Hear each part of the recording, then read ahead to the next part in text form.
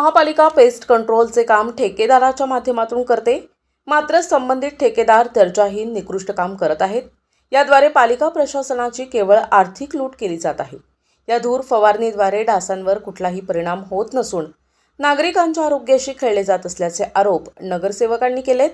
या प्रकरणी महापौर हिमगौरी आहेर आडके यांनी मलेरिया विभागाला 6 वर्षात पेस्ट कंट्रोल ठेक्यावर झालेला खर्च सभागृहात सादर करण्याचे आदेश दिलेत. नाशिक महापालिकेची महासभा विविध कारणांनी वादळी ठरली.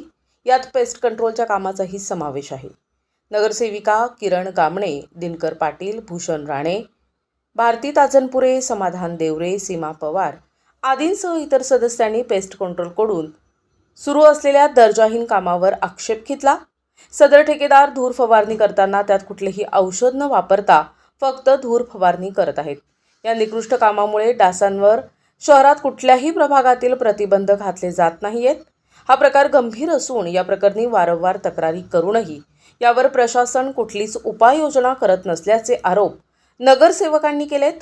पेस्ट कंट्रोलचे काम ठेकेदारांच्या पथ्यावर कसे पडेल याकरता महापालिकेचेच काही अधिकारी त्यासाठी प्रयत्न करत असल्याचेही आरोप यावेळी करण्यात आलेत. 2 विभाग मिळून असे एकूण 3 ठेके मलेरिया विभागाने विभागून पेस्ट कंट्रोलचे काम दिले आहेत. परंतु यामध्ये ठेकेदाराचे हित जोपासून त्यावर कोट्यावधींचा खर्च केला जात असल्याचा आरोप नगरसेवकांनी केला आहे.